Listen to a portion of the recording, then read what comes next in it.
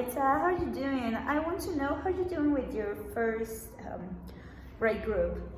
Oh, I'm okay, thank you very much.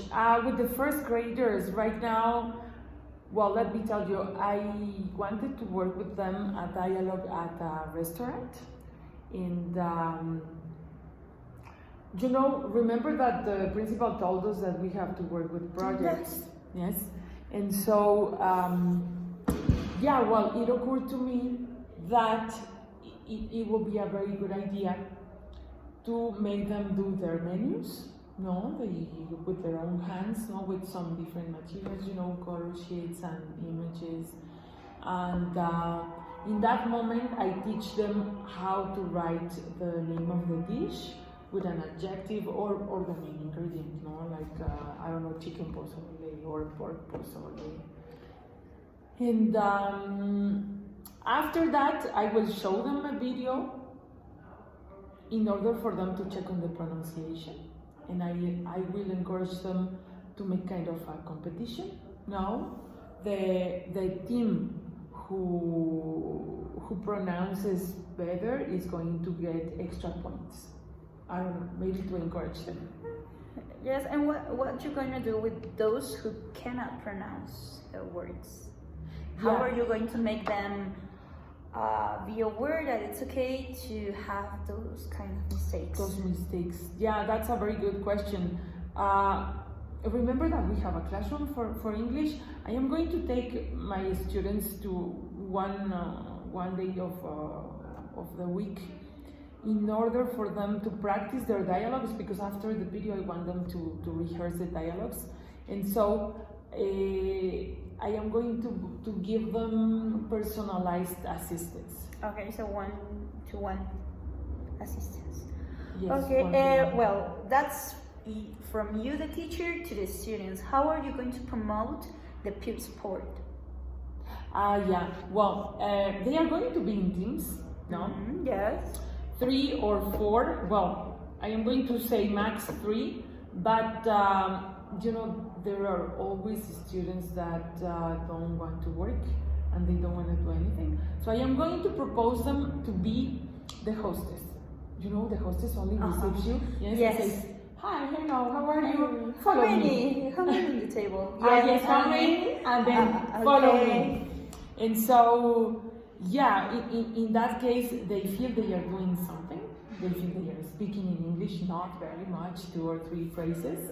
And I don't know, it's not like pricing them, it's like encourage them in order to speak, not a lot, but at least 3 or 4 phrases, but well done. Yes, it's in order to be empathetic, I know.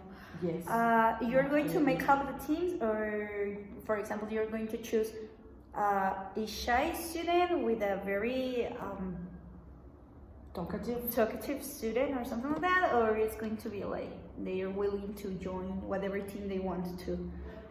As I told you at the beginning, yes, I am going to let them do their teams, and if I see that there are students that don't have a team, I am going to assign them to a team, or rearranging the team. Throughout the sessions you realize or you see when students are struggling or not working. That's what it occurred to me.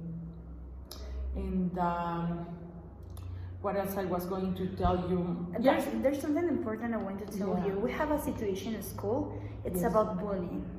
So you're going to get these students in teams, and I don't know if something's going to happen with bullying, but how are you going to prevent or to tackle the situation if it is presented? Yes, nice question. At the beginning of the school year, we make the rules with them. They even write them. They even propose. Yes, and sign. And so I am going to tell them to respect whenever a team is presenting their dialogue. They have to be respectful, and I am going to take it into account in their final project evaluation. How respectful they were, and what are the comments that they give to the team, no? Because I am encouraging them to co-evaluate some other teams. Maybe it works. That's nice. I like it. You have a special like score for active listening and respectful listening. Yes. That's nice. Okay. This it's about food. How are you going to make it culturally change? Yes, I remember. I have planned to make them have a themed restaurant, for example. And it's very easy, Mexican food restaurant, French food restaurant, Italian food restaurant.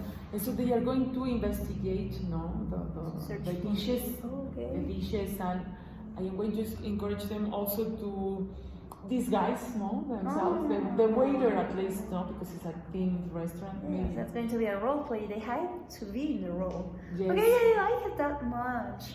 It's going to be they can choose the country, or you're going to assign the country to the team. They can choose. It will be free. To check. Yes. What? Okay. This is going to be a speaking project. We know that students are afraid of speaking. They are afraid of making mistakes. How are you going to foster resilience among students? I mean, like when they don't pronounce well, or they make mistakes in grammar, or they Yeah, as I told you, with the clinic, I hope it is going to be enough, because I am going to check on the students and I am going to encourage them to do as if they were presenting the very day, the day of the presentation. And so in that way, I can correct them, and I am going to say that explicitly. Rehearse here with me, nobody's listening, only you and me.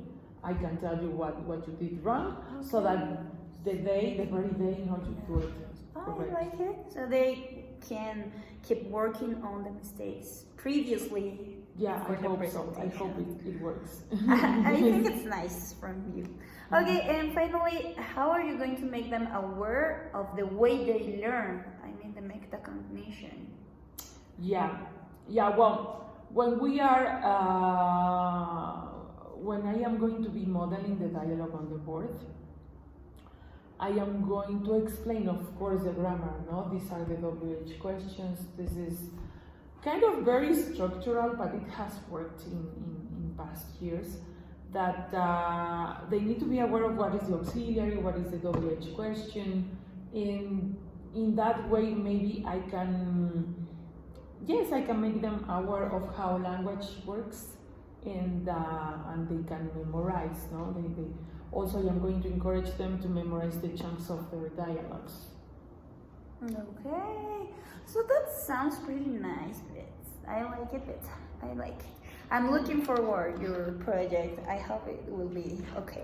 Yes, I will invite you to come and see my students. Okay, see Thank you, Clarita. later. Bye-bye.